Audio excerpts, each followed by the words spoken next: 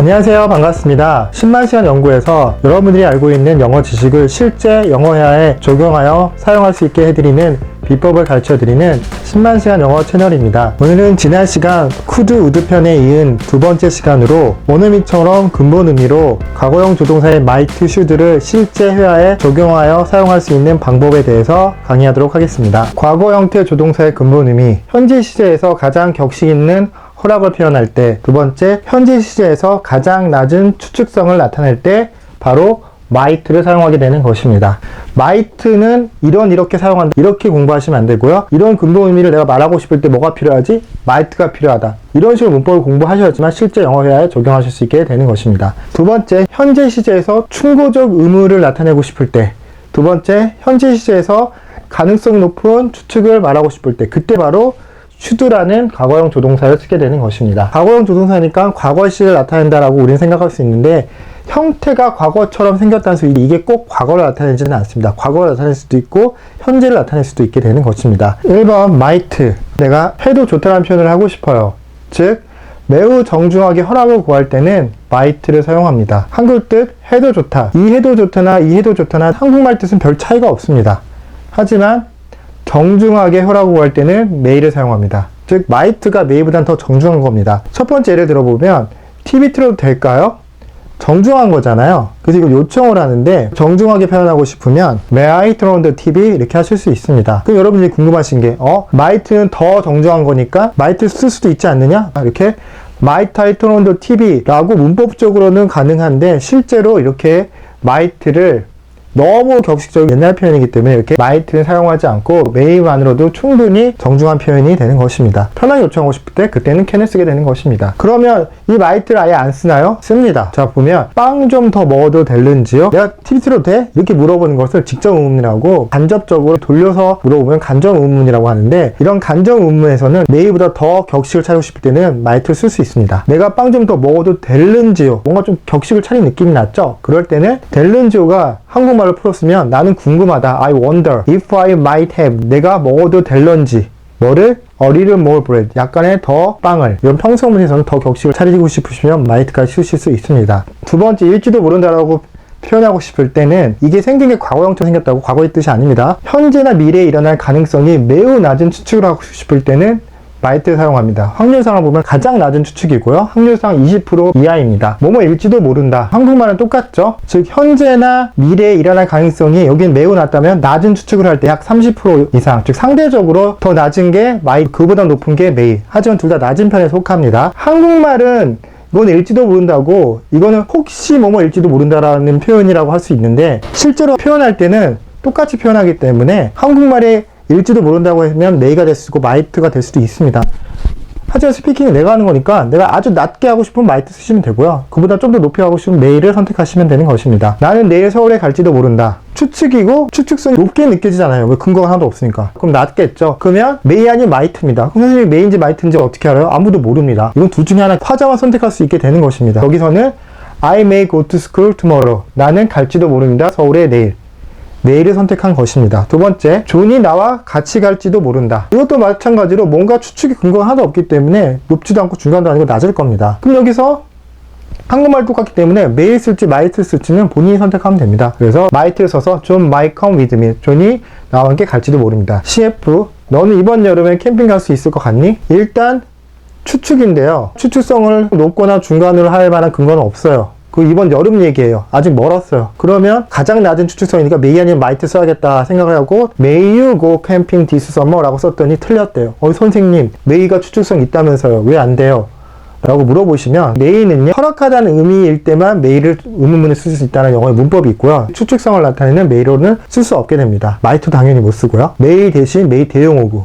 정답을 보시면 be likely to, 뭐뭐일 것 같다 라는 구조동사처럼 쓰이는 may 대처가 있습니다. 그래서 Are you likely to go camping this summer? 이렇게 하시는 게 맞는 영어입니다.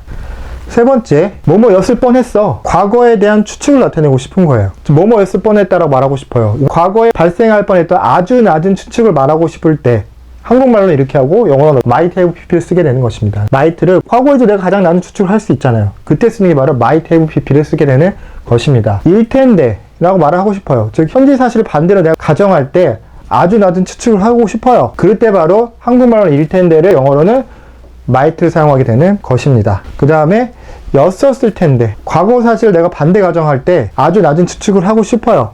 그때 바로 한국말로 였었을 텐데 영어로는 might have pp를 사용하게 되는 것입니다. 예문을 통해 말씀드리면, 넌 안전벨트를 착용 안 했다. 너 죽을 뻔했어. 라는 표현이 이미 있었다니까 과거의 추측이잖아요. 말하는 사람이 너 진짜로 죽을 뻔했어 라고 추측성이 높은 거를 표현했다면 would나 could로 갔겠고요. 추측성을 좀 더 낮게 봤으면 might를 갔을 겁니다. 그래서 정답은 너는 착용하지 않았다. You didn't wear your seatbelt. 그래서 너는 you might have killed. 너는 죽일 뻔했다. 너 자신을. 즉 죽을 뻔했다.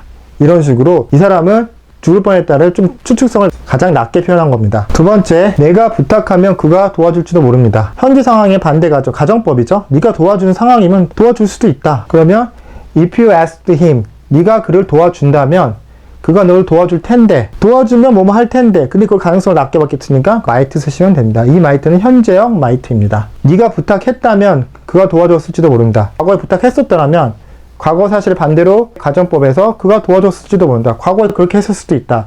즉 과거의 낮은 추측이기 때문에 if you had asked him, 네가 그에게 부탁했었다면 그는 도와줬을 수도 있다. He might have helped you. 이렇게 나왔습니다. 이 might have pp라는 표현은 과거에 아주 낮은 추측성을 표현하는 거고, 이렇게 직설법인 형태에서도 과거형을 나타내고 이렇게 가정법 상황에서도 쓸 수 있게 되는 것입니다. 두 번째, should, 해야 한다.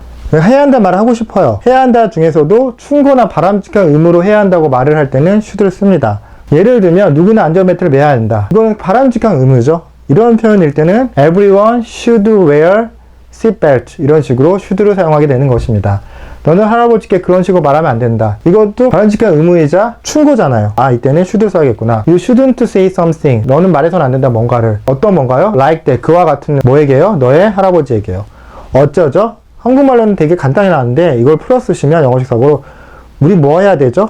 즉 잘 모르니까 충고를 얻고 있잖아요. 그때도 what should we do, 이런 식으로 should를 사용하게 되는 것입니다. 두 번째, 뭐뭐일 거다. 상황상 논리에 맞게 개연성 높은 추측을 할 때 should를 사용할 수 있습니다. 조는 곧 도착할 거야. 추측이에요. 도착할 거야. 그는 아주 일찍 출발했으니까.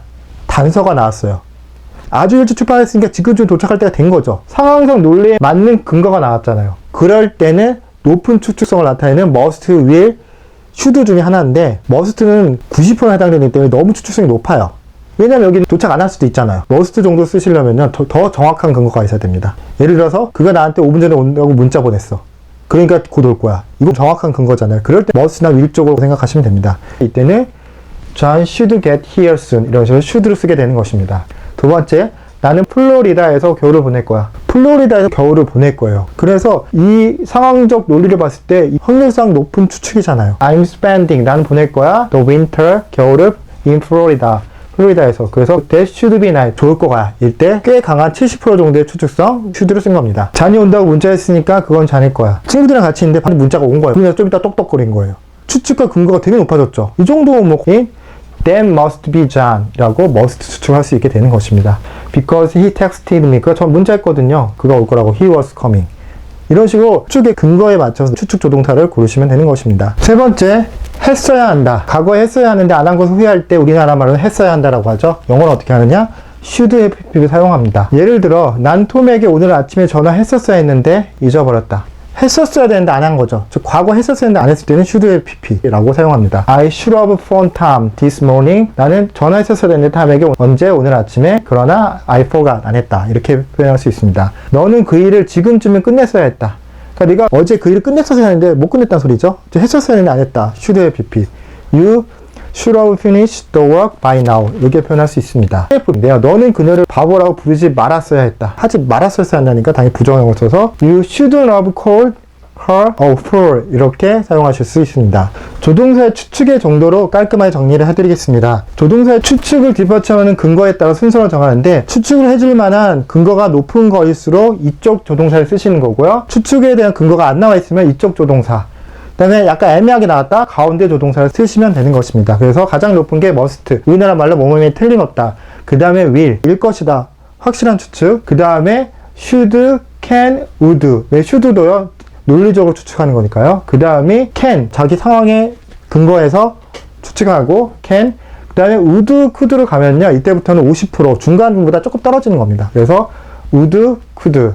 그 다음에 메이, 마이트로 가면 30, 20%로 가장 낮은 추측성이죠. 추측형 근거가 없으니까. 즉, 머스트하고 윌은 90에서 80 정도고요. 퍼센트는 정확한 게 학자들마다 조금씩 다르지만은 이쪽으로 갈수록 높고 이쪽으로 낮아지는 거는 일치합니다. 왜 어떤 근거에 있는지 간단히 더 설명을 드리겠습니다. 머스트는 어떤 일이 확실하거나 개연성이 높거나 믿을 만한 근거가 충분할 때 사용하는 가장 강력한 추측 표현입니다. 우리나라 말로 틀림없다는 말 하고 싶어요. 가장 강력하죠? 추측성 근거 많죠? 이거 쓰세요.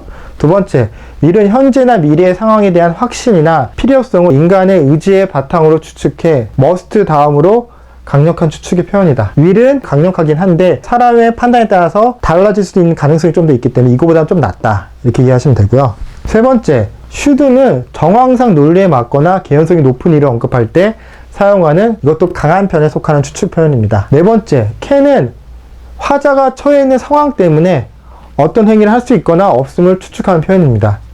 이것도 현재형 형태의 조동사이기 때문에 추측성은 50에서 60 사이에요. 그 다음이 would인데 would는 45에서 40 그 정도 사이이기 때문에 이보다는 약한 추측일 때 would나 could 쓰시면 되는 것입니다. 그 다음에 could는 어떤 일이 일어나고 있거나 일어나는 것을 가능성을 바탕으로 추측을 하는 건데 45에서 50 이 정도 would나 could 비슷하게 사용하실 수 있습니다. may는 어떤 사건이 미래에 실제로 발생하거나 현재 발생하고 있을 가능성에 대해 약하게 추측. 추측 근거 없이 그냥 추측할 때는 may. might 가능성이 가장 많이 희박하거나 명확하지 않는 상황을 언급해 가장 약하게 추측. 추측의 근거도 없고 말하는 추측 자체도 좀 말이 안 돼요. 가장 희박한 느낌일 때는 might를 쓰신다고 생각하시면 됩니다. 오늘 might, should의 사용법과 전체적인 추측 조동사의 서열을 정리해드리고 그 이유에 대해 말씀드렸습니다. 오늘 시청해주셔서 감사드립니다.